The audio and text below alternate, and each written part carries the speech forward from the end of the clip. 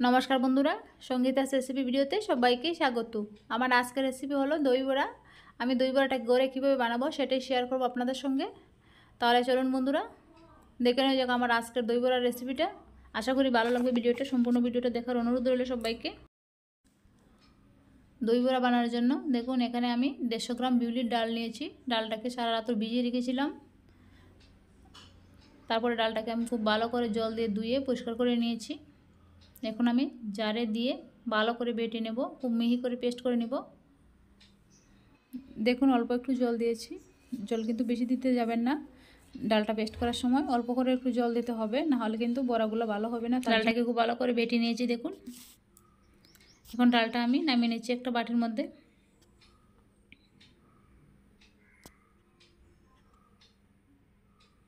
এখন আমি বাকি ডালগুলোও বেটে নেব একইভাবে। একইভাবে বেটে নিয়েছি দেখুন বাকি ডালগুলোও। এখন ডালের মধ্যে আমি পরিমাণ মতো লবণ দিয়েছি। এখানে আমি আর কোনো কিছু দেব না। এখন ডালটাকে খুব ভালো করে আমি হাত দিয়ে ফেটিয়ে নেব। ডালটা খুব ভালো করে আমি ফেটিয়ে নিয়েছি হাত দিয়ে। আর একটা বাটির মধ্যে দেখুন জল নিয়ে অল্প ডাল দিয়ে আমি দেখে নিচ্ছি ডালটা ভালো করে পেটানো হয়েছে কিনা। ডালটা আমার খুব ভালো করে পেটানো হয়ে গেছে, তার জন্য ডালের পেস্টটা জলের উপরে বেশি উঠছে। এখন আমি বড়াগুলো ভেজে নেব।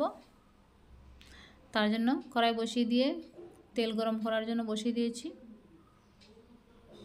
তেলটাকে খুব ভালো করে আমি গরম করে নিয়েছি। এখন আমি বড়াগুলো ভেজে নেব।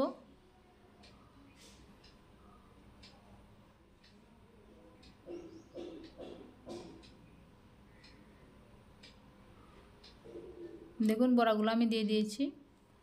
এখন আমি বড়াগুলোকে ভালো করে ভেজে নেব মিডিয়াম ফ্লেমে।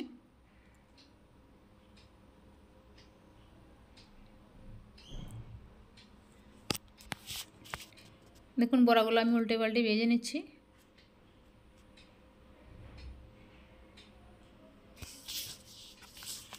বড়াগুলো আমার ভাজা হয়ে গেছে।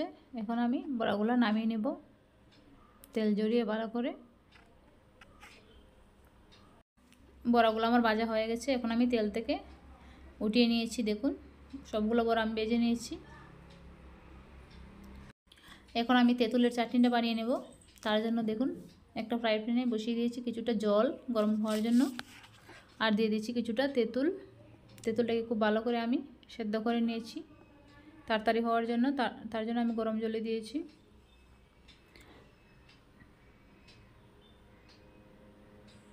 তেঁতুলটাকে খুব ভালো করে আমি পেস্ট করে নিয়েছি দেখুন জারের মধ্যে দিয়ে। এখন একটু পাতলা করে নিয়ে আমি তেঁতুলটাকে ছেঁকে নেব। সাথে দিয়ে দিব গুড়। আমি গুড় দিয়েই করবো চাটনিটা, আপনারা চাইলে কিন্তু চিনি দিয়েও করতে পারেন। আমি গুড়টা দিয়ে দিয়েছি। এখন আমি চুলা বসিয়ে দেব।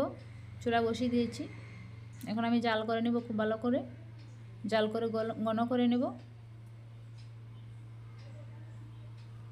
আমার মনে হচ্ছে মিষ্টিটা একটু কম, তার জন্য আমি আরেকটু গুড় দিয়ে দিচ্ছি। দেখুন গুড়টা আমার গলে গেছে।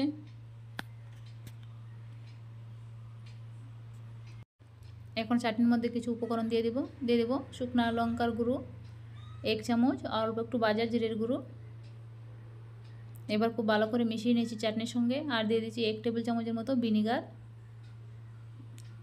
ভিনিগার দিলে কিন্তু আচারটা অনেক দিন পর্যন্ত সংরক্ষণ করে রাখা যাবে, তার জন্য ভিনিগারটা দিয়েছি। আচারটা আমার রেডি, তেঁতুলের চাটনিটা।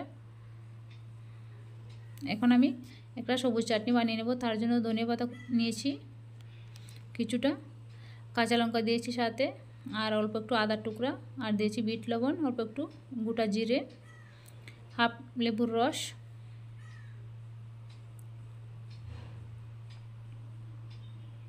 আর দিয়ে দেবো 2 চামচ টক দই, দিয়ে দেবো সাদা নমক একটু। এখন খুব ভালো করে মিহি করে পেস্ট করে নেব। পেস্ট করে নিলে কিন্তু আমার চাটনিটা রেডি, গ্রিন চাটনিটা।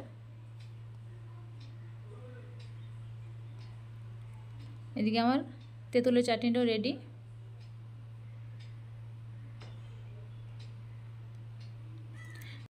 আর এদিকে আমি বড়াগুলা জলে ঢেলে নেব। তার জন্য দিয়েছি জলের মধ্যে অল্প একটু হিং আর স্বাদ মতো লবণ। এবার আমি বড়াগুলো ডেকে রেখে দেবো 1 ঘন্টার মতো, যাতে বড়াগুলো একটু নরম হয়ে যায় তার জন্য। আর এদিকে আমি দই নিয়েছি 500 গ্রাম, দইটাকে আমি আবার ফেটিয়ে নেব। তার জন্য দইয়ের মধ্যে দিয়ে দিয়েছি বিট লবণ, অল্প চিনি। এবার খুব ভালো করে ফেটিয়ে নেব দইটাকে।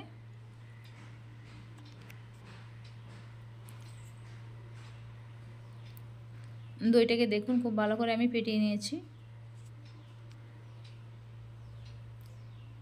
এবার দইয়ের মধ্যে দিয়ে দেব ভাজা মশলা। বাজার মশলা দিয়ে আবারও একটু ফেটিয়ে নিয়েছি। এখন আমি দইয়ের মধ্যে দিয়ে দেব বড়াগুলা। জল থেকে ভালো করে জলটা চিপে চিপে দিয়ে দেব। জল চিপে চিপে দিয়ে দিয়েছি, দেখুন বড়াগুলো দইয়ের মধ্যে।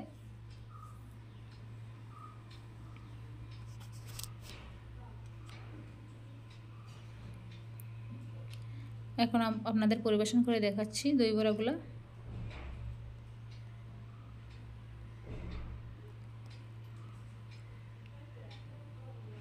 কিছুটা ভাজা মশলা দিয়ে দিয়েছি উপরে। এবার দিয়ে দেবো তেঁতুলের চাটনি, দিয়ে দেবো অল্প করে একটু গ্রিন চাটনি, আর দিয়ে দেবো কিছুটা ভুজিয়া।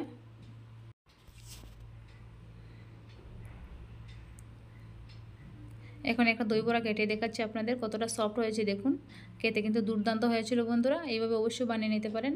আমার আজকের রেসিপিটা কেমন হয়েছে জানাবেন বন্ধুরা। আর ভালো লাগলে প্লিজ সাবস্ক্রাইব করে পাশে থাকবেন। তাহলে আজকের মতো বিদায় নিচ্ছি। ভালো থাকবেন, সুস্থ থাকবেন, ধন্যবাদ।